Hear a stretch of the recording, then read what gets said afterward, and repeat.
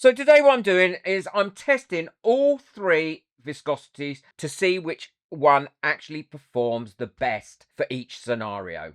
Because not every UV resin is suited to every project. And this bundle by J includes regular, which is this one, high viscosity, which is that one, which is the thicker one, and low viscosity, which is the thinner one. And each one is designed for a different use. But I want to see whether it actually matters in the real world. So the first one I'm going to try is the low viscosity against the high viscosity. I would always use the low viscosity UV resin for a mold like this because I want it to be able to flow into all the little details, like the little eyelashes on this and the lips and everywhere. And in the past, I would have found that the high viscosity would have not done that. So this is the low viscosity one that I'm using now. And as you can see, it is flowing around this really nicely and easily. I'll put a few bits in there ready for that to drop into that eye socket. For detailed molds like this, then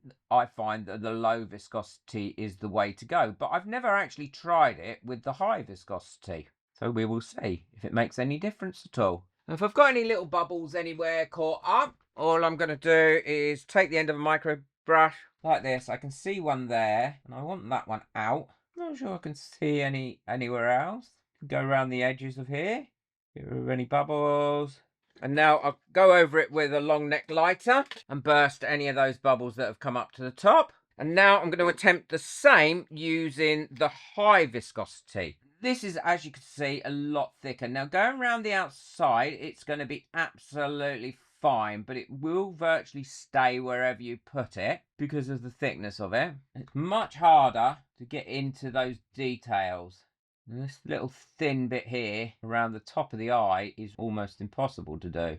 Once again, I'll go around and I'll try and pick up any bubbles. It has made a bit more of a mess and it hasn't gone in as well. I'm going to put it in a little bit deeper here. That was much harder to do. And also it left quite a few bubbles trapped in these little areas. Go over that again with a long neck lighter. And now we'll cure that up for 3 minutes. And I would also use the low viscosity resin as well if I was going to make one of these, which are my little homemade molds. And I like to put these inside other molds. So for instance, if I wanted to make this little bird here, I would just fill that with the low viscosity resin, get rid of any bubbles, and that's going to give me a nice flat base to it rather than any dome to it, which the high viscosity and the medium viscosity will do. It will give a slight dome to your final piece. So I'll cure that up for about 3 minutes and I'll show you how nice and flat that one is. These ones should be cured now. Have a look. Yeah. I'll show you those as well in a second. I'll just pop them under there. They might as well get a bit of extra curing. So they've all cured up now.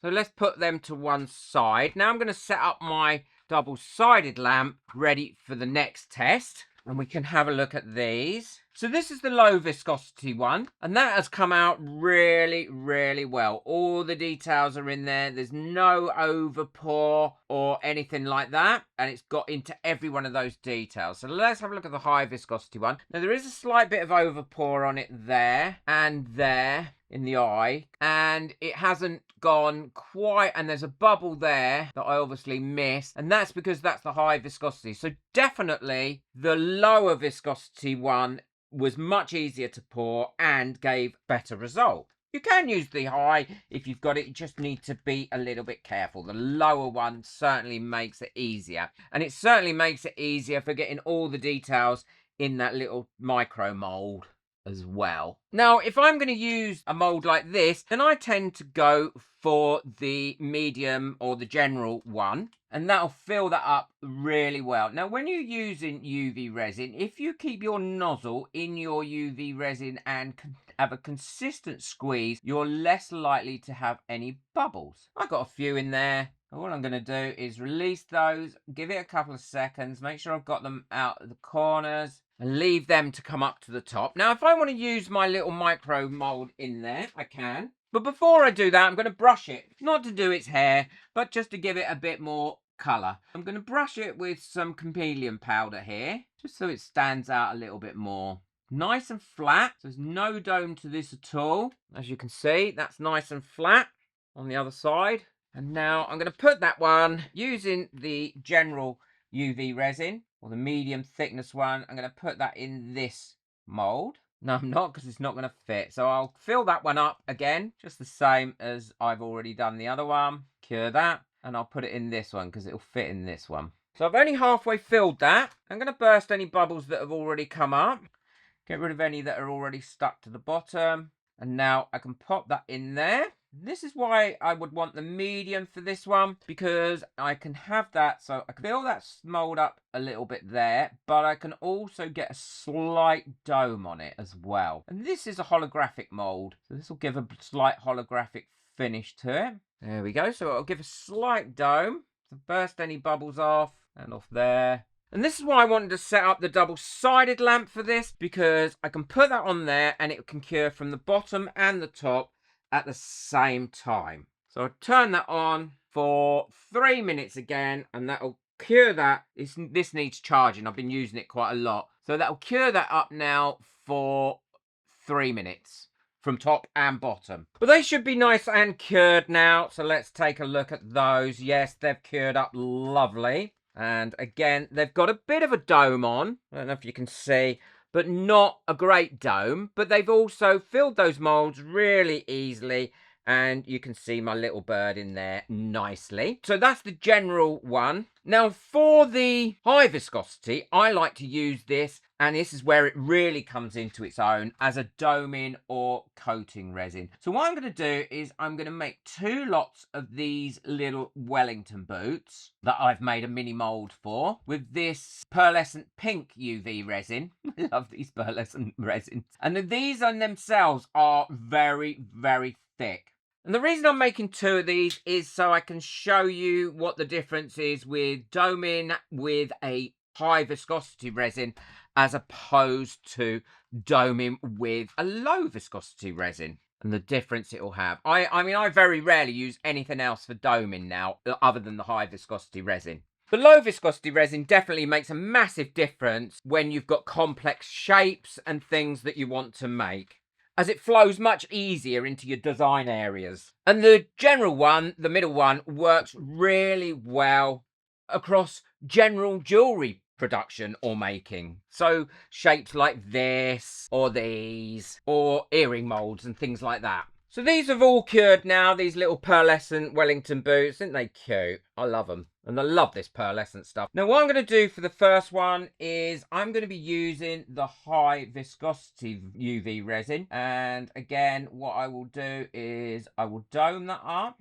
And I'll go right to the very edges of it, all the while doing a little squeeze. And there we go.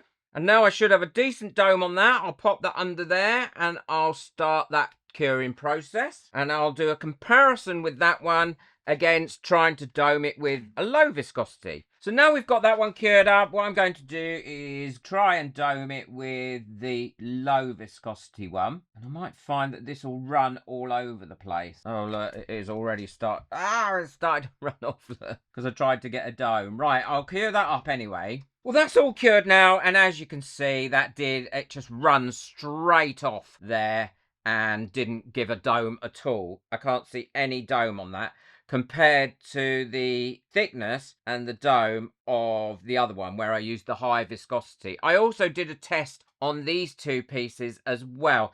That was the thin one, and it pulled away from the edges, but it did fill up the little hole, where the thicker one look at the dome on there. I mean, it gave an amazing dome, brilliant magnification, and didn't fill the little hole. You probably can get a little bit of a dome with a medium one, but nowhere near as much as you can get with the high viscosity. The difference so far is more than noticeable, more than I would have expected. So the high viscosity here, not really great for detailed work, unlike the low viscosity, tended to overpour, gave a few extra bubbles, and also didn't get in all the details. But great for doming. I mean, the 2 domes were amazing. The medium viscosity, or the general one, is ideal for general creating of jewellery and things. This is what I used for this, and this before I domed that one, and that one, and that works brilliantly. And it clearly performs well.